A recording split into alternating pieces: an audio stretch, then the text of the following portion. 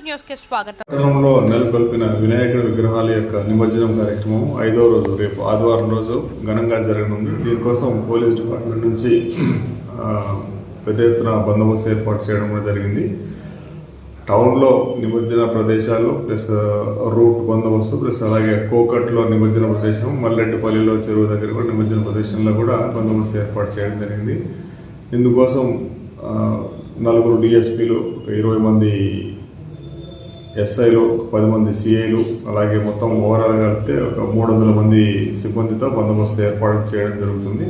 దీంట్లో క్యూఆర్టీను, Telangana special police, మహిళా police అధికారులు అందరూ కూడా దీంట్లో పాల్గొంటారు.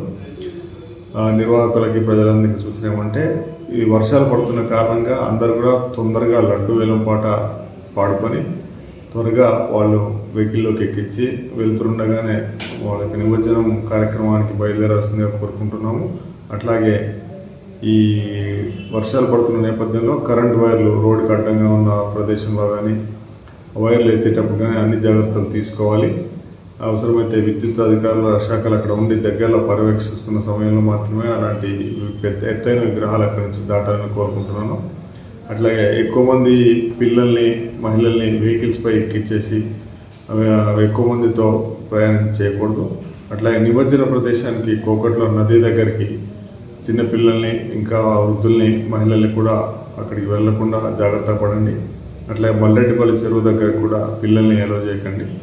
అన్ని జాగ్రత్తలు తీసుకుంటూ ప్రశాంతంగా త్వరితగతిన నిమజ్జనం ఏర్పాట్లు చేయాలని చెప్పి నేను కోరుకుంటున్నాను. అది కూడా వైన్ షాప్లో తర్వాత కళ్ళు దుకాణాలన్నీ కూడా క్లోజ్ చేస్తున్నారు. ఇది మన ఎక్సైజ్ డిపార్ట్మెంట్ వాళ్ళు కూడా పర్యవేక్షిస్తున్నారు.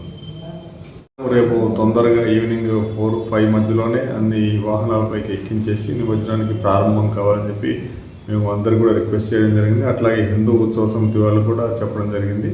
అదే ప్రకారంగా చేస్తామని మేము ఆశిస్తున్నాం.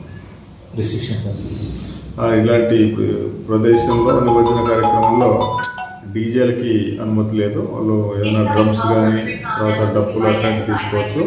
చిన్న సౌండ్ బాక్స్లో ఉపయోగించుకోవచ్చు పరిమితితో కూడిన. అత్యధిక డెసిబుల్స్ సౌండ్ అవుట్పుట్ చేసే డీజేలకి మాత్రం పర్మిషన్ లేదు.